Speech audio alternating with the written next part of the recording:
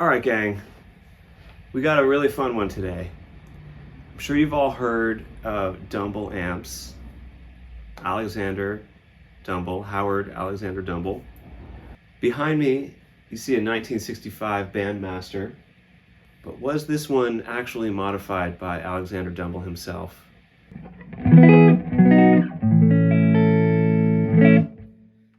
So I'm currently just outside of Santa Cruz, California, and a friend who has a studio here has told me for years about this secret Dumble that he has. Now the story behind it is that around 2000, so about 24 years ago, almost 25 years ago, he was working at a local guitar shop, and this amp came in as a used amp, just no fanfare. The owner bought it for a couple $100 and put it in the showroom. And he worked there, so he had time to try out all the different amps, and he just noticed that this one sounded great. And he asked the owners, like, look, I really like this amp. It just came in, it's used, can I get it at an employee discount? So the owner sold it to him for cost, essentially. So for a couple $100, he picked up this amp. And it had some scratchy pots and, needed a looking over. So my friend who picked this up at the music store, he took it to Jack Smith at the Hi-Fi Clinic in Santa Cruz. So Jack, who's usually the sort of, grumpy, wizened electrical repair guy in his back office, he calls up my friend and says, you need to come in right away. I want to talk about this amp, like, as soon as possible. So he pulls him in, he starts pointing at some things, look at this wire, look at how this is set up. Like, I mean, this is without a doubt 100% the work of Dumble. I might be the only person since then that's even looked at this amp. And I was expecting to see something a little bit more Dumble-esque. And unfortunately, I couldn't find a signature or anything either. So what do we have to go on? Well, we know that being around Santa Cruz, there's a possible connection to Dumble. We know that he experimented on especially Bandmasters and other Fender amps while he was around here. And these are some of the mods that he would be known for doing. I mean, changing the transformers in order to handle more tubes, putting in more tubes. This has 4 output tubes, 6L6s, I think. So these are things that he would be known for doing, as well as making tweaks to the tone stack. So that's really all I see in there. I haven't measured every component or anything, but from looking pretty closely for about an hour, I would say it looks like the only mods that have been made are the transformers, the 4 tubes, and some mysterious cluster of resistors and a capacitor in the tone stack. So while we let the Dumble warm up, let me go over some things. I have learned that cluster of resistors and a capacitor in the tone stack is called a deep circuit. This is a known Dumble thing. So in this case, it's not part of a switch, it's just hardwired in. You can still use the bright switch. I'll mess with that a little bit more, but I mean, what it's really doing is it's darkening that part of the circuit. Insertion loss is a thing. I'm not going to try to explain it because I don't know, but I know it's a thing. I can imagine, gosh, you're dumping a whole lot more frequency to ground. Instead of boosting low end, as you might do with a bass knob, it's basically filtering out some of the highs, some of the bits. You can set that point with the capacitor. So the 0.01 capacitor, you're just kind of creating a high shell or a low pass filter, I guess. I think there's a little something more to the way that that's arranged. I don't know why it needs to be like 3 resistors in series. Something going on there. It's cool, but maybe that's what adds to that sort of really just clean, soft top end. It just doesn't really get brittle.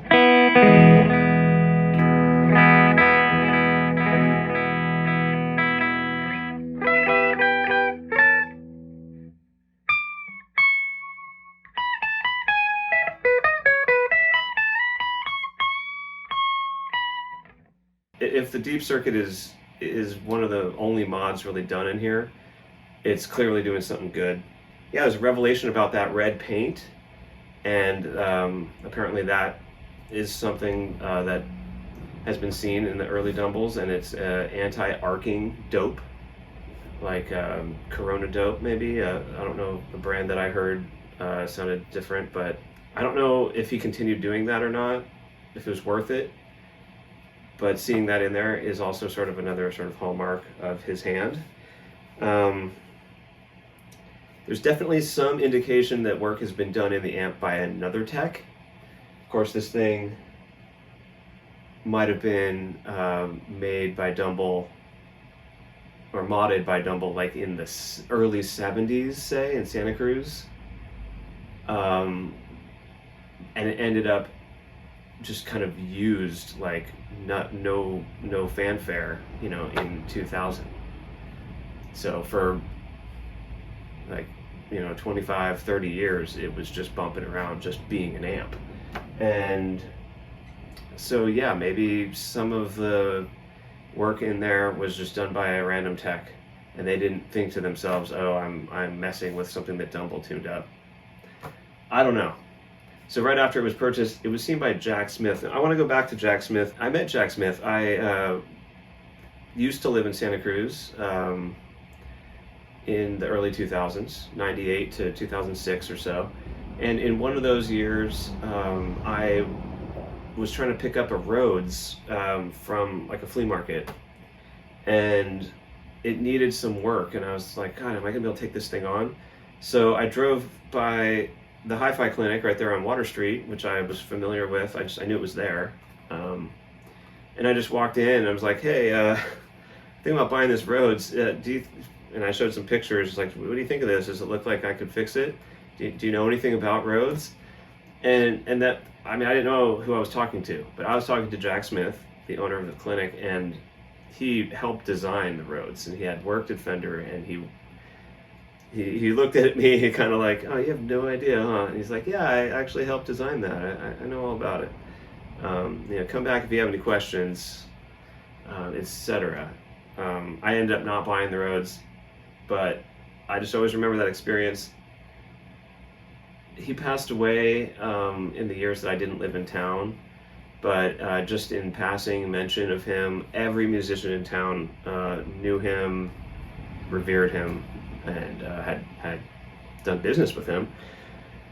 So, doing a little bit more reading into Jack Smith, like, you know, was he actually familiar with Dumble? Would he actually be able to recognize a Dumble? And I just feel like the evidence here is just so irrefutable.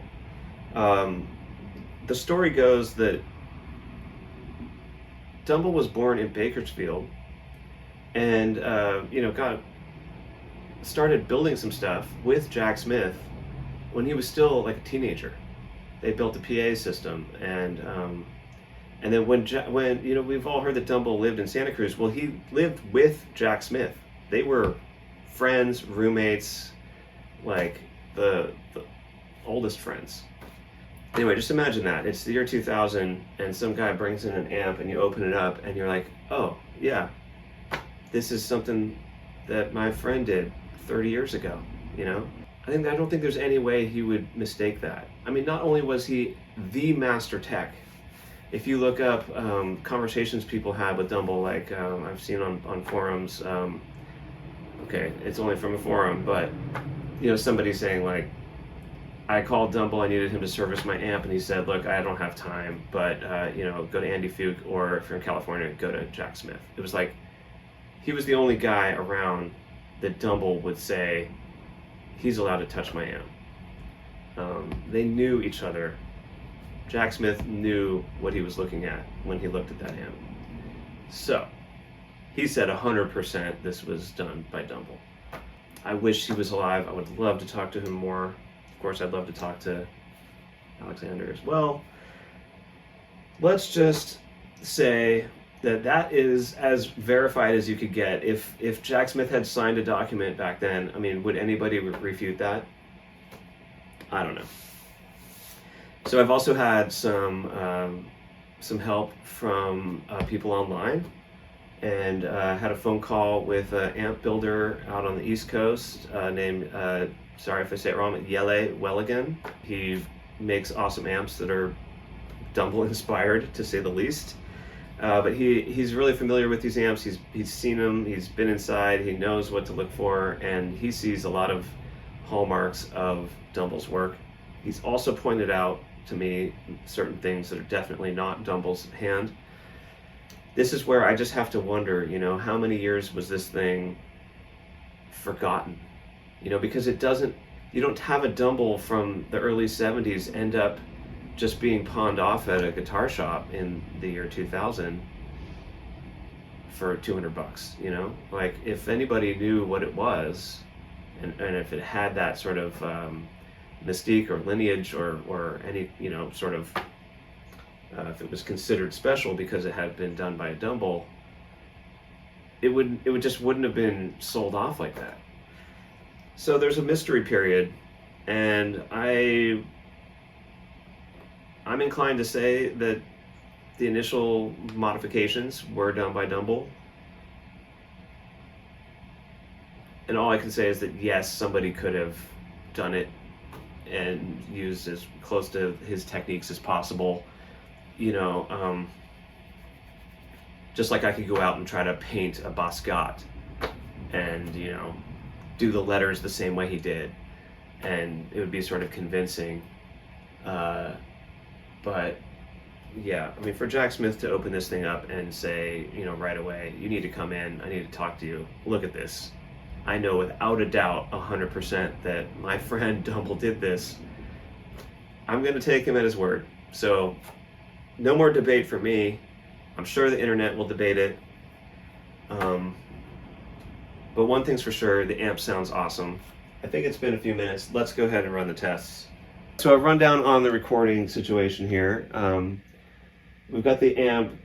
I'm going through my effects board, but I'm not using any of the effects. I'm playing into a looper.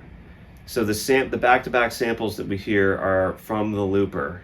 Everything is set at 5, bright switch is off. Coming out of a 12-inch Weber California. This is an Alnico. It was made around 2000 by is it Tom Weber? By Weber himself. So this is pretty clean, decent speaker. Going into SM57, it's a beta, but that's right there. It's about that far away from the center of the cone. It's going just straight into a audio interface into my DAW here, my DAW.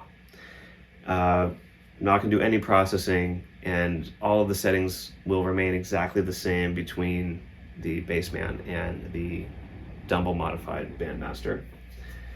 So here's the samples.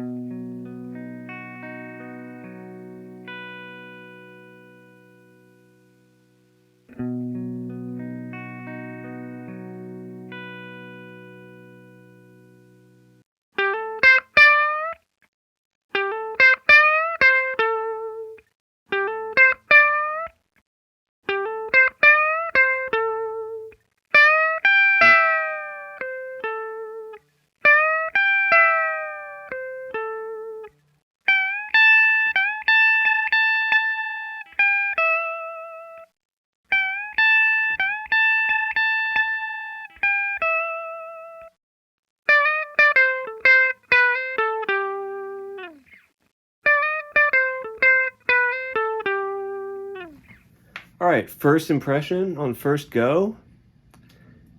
It sounded nice. It didn't make my amp sound terrible, which I'm happy about, but it was definitely much cleaner. It didn't break up at all. It was a rounder high top end, which felt like it just, I mean, I don't know, maybe this was designed for like a pedal steel or something where it's you just don't ever want it to break up. I'm gonna just push the amp a little bit further and see what that does.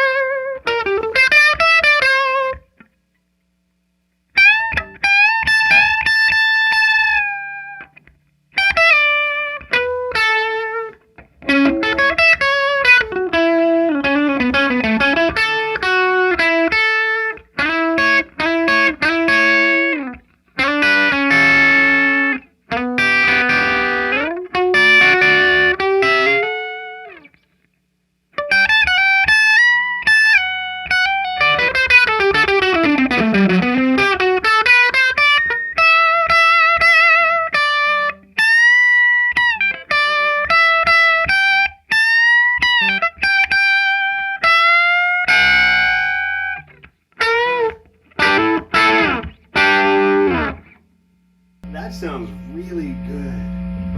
Oof. That's the main channel at 10, right? Tone are still kind of anywhere.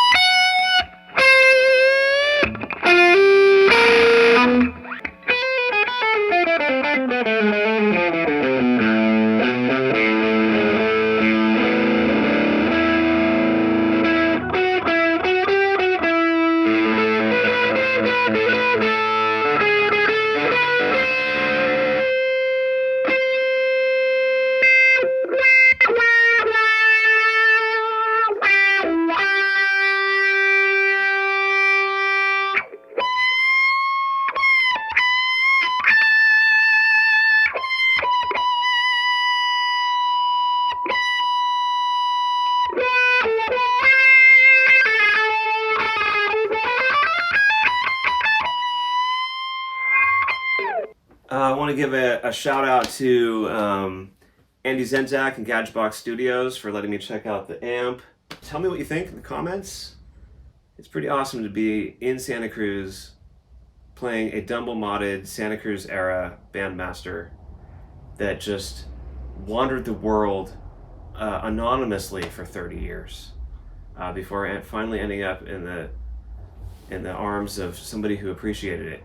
I mean, just consider, this was a kid, you know, my friend who owns the amp bought it at a time when he was working at a guitar shop, you know, he's not loaded with money. And there was nothing about this thing that said special Dumble. He was just playing through it, and he has the golden ears, and he's just like, this thing is special. Holy crap, I need it. So cheers to Andy for just noticing, you know, otherwise this thing could just still be wandering the earth in just being played by somebody who doesn't know anything, and maybe never even looked inside. It could be taken to random schmo guitar tech down the street, and they'd be like, what's this stuff, and start taking it out. So we're lucky to have it. It was really fun to play. I learned a lot about the Dumble secrets and the circuit. Please like, share, and subscribe, and click the bell. Tell your friends. All right, thanks for watching.